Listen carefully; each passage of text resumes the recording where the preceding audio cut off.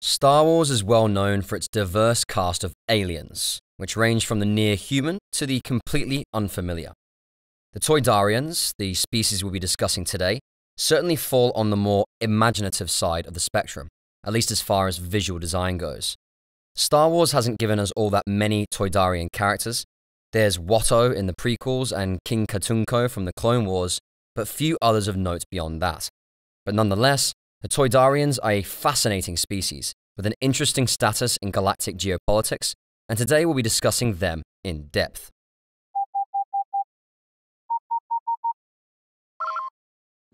Attention, Sergeant on deck! The Toydarians hailed from the planet Toydaria, a swampy terrestrial world that orbited twin suns, creatively named Toydar and Little Toydar. The whole planet was essentially a swamp, dotted with muck lakes that supported huge algae mats, the occasional mangrove forest, and vast swarms of bugs. Toydaria was rich in fungi and algae, but it was also home to dangerous predators, such as the force-attuned Shaoran, semi-sentient amphibians that used a technique similar to Jedi mind tricks to hunt, and the enormous grabworms, ferocious beasts that were the apex predators of Toydaria's swamps. The planet's dangers were further enhanced by regular monsoons and plentiful fungal diseases, and as if that wasn't bad enough, the entire planet smelled absolutely vile to the average sentient being, making Toydaria a particularly unpopular travel destination. But for the Toydarians, the swamps of Toydaria were home, and other planets were just bland and bereft of interesting smells. Toydarians were mammalian and vaguely humanoid, typically born with blue-green skin with cream patches on their undersides. They were typically stout and had large guts, but they were surprisingly lightweight. Like avians, they had hollow bones, and their tissues were designed to absorb natural gases to make them buoyant. Thus, with the help of a pair of stubby, flimsy-looking wings, Toydarians were able to fly. Flight was their primary method of locomotion, in fact. They could walk, but they rarely did, using their flippers only for temporary landings. This was an evolutionary adaptation meant to help the Toydarians escape the vicious grabworms, which would devour just about anything on Toydaria that was incapable of flight. This adaptation did come with a major drawback, however. Flight was energy intensive, and Toydarians had hyperactive metabolisms to account for it. Thus, Toydarians had to eat a lot. They preferred concentrated, energy-rich foods, but they were omnivores and would settle on anything they could get their hands on. Generally, Toydarians living on their homeworld ate cultivated algae, fish, and egg seeds. Other noteworthy Toydarian physical features included the 3-clawed fingers they sported on each hand, their facial snouts and twin tusks, and their elongated skulls. Toydarians were typically short, averaging at 1.2 meters in height, but they usually flew at what most sentients would consider eye level. One of their most curious adaptations was the unique structures of their brains, which made them resistant to mind-affecting force powers. This probably developed to help Toydarians avoid the Shaoran, but it had the added benefit of making them harder for Jedi or Sith to manipulate, a valuable skill in the Star Wars universe. Toydarian civilization was built on food distribution. Their economy and entire way of life was built around algae-based agriculture, which was under constant threat from disease and natural disasters. The planet's history was marked by famine, with food shortages occurring every 30 years on average, partly due to natural conditions and partially due to the sheer volumes of food Toydarians needed to survive. Famines were generally made worse by conflict. When shortages occurred, Toydarians would often steal from their neighbors, and failing this, they were known to poison their neighbors' food supplies, believing that if they had to go without, everyone else should too. As complex states developed on Toydaria, they often battled each other over food. Some of the bloodiest wars in the planet's history were fought over food supplies.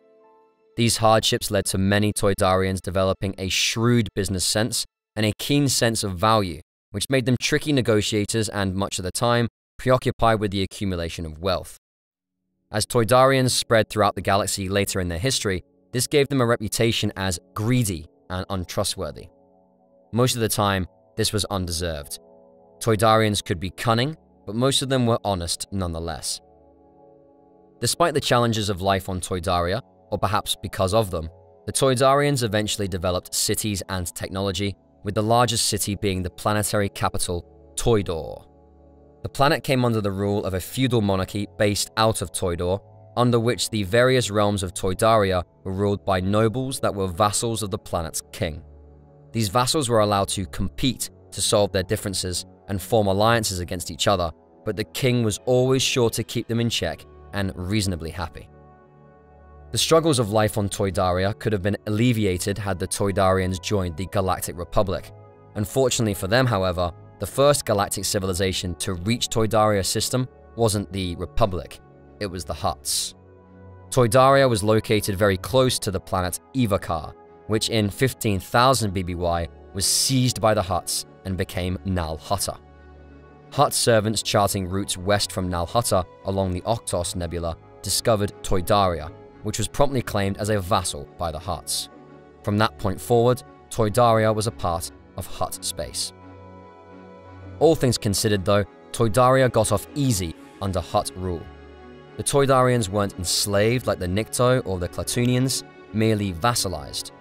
They were allowed to keep their government and a large degree of their independence, though they were expected to pay tribute to the Hutts and defer to them in matters of galactic politics.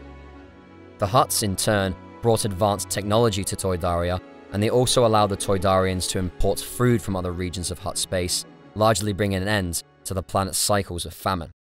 Nonetheless, Toydarians were second-class citizens within Hutt space, as with all other non-Hutts, and many of them lived as servants to Hutt crime lords.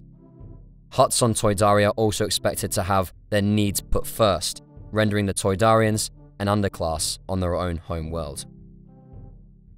During its time as a Hutt vassal, Toydaria modernized in a few ways, but for the most part, it stubbornly refused the standards of galactic civilization.